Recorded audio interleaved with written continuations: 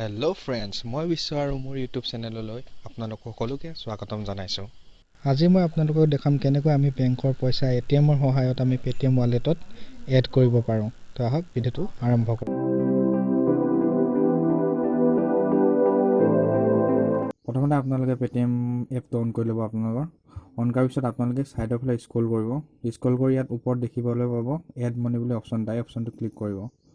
Click কৰাৰ পিছত ইয়াত আপোনালোকে এনেকৈ দেখিব পাব পেটিএম ৱালেট অপশ্যনটো, এই অপশ্যনত আপোনালোকে ক্লিক কৰিব। ক্লিক কৰাৰ পিছত ইয়াত এমাউণ্ট দেখুৱাইছে। আপোনালোকে যিমান পইচা এটিএমৰ পৰা পেটিএমত আনিব বিচাৰিছে সেই এমাউণ্টটো ইয়াত টাইপ কৰিব।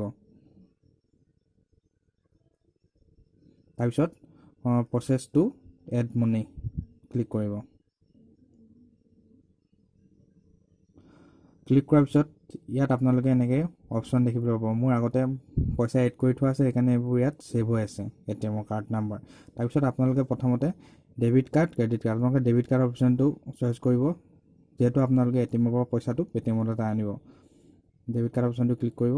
ক্লিক কৰাৰ পিছত ইয়াত এনেকৈ আপোনাক ইয়াত তেনেকৈ নম্বৰকেইটা টাইপ কৰিব লাগিব। ইয়াত প্ৰথমতে আপোনালোকে এটিএমৰ ওপৰত থকা 16টা নম্বৰ ইয়াত টাইপ কৰিব লাগিব। টাইপ কৰাৰ পিছত তলত আপোনালোকে এক্সপায়াৰী ডেট মাহটো আৰু বছৰটো ইয়াত লিখিব লাগিব। আৰু CCVত আপোনালোকে এটিএমৰ পিছফালে থকা 3টা নম্বৰ ইয়াত টাইপ কৰিব লাগিব।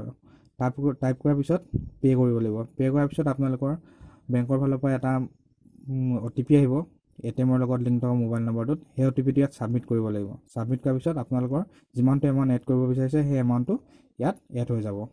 তো বন্ধুসকল, এনেকৈ আপোনালোকে পেটিএমত বেংকৰ পৰা পইচা এড কৰিব পাৰে। তো গতিকে ভিডিঅ'টো চাই যদি ভাল লাগিল নিশ্চয় লাইক আৰু ছাবস্ক্ৰাইব কৰিব। ধন্যবাদ।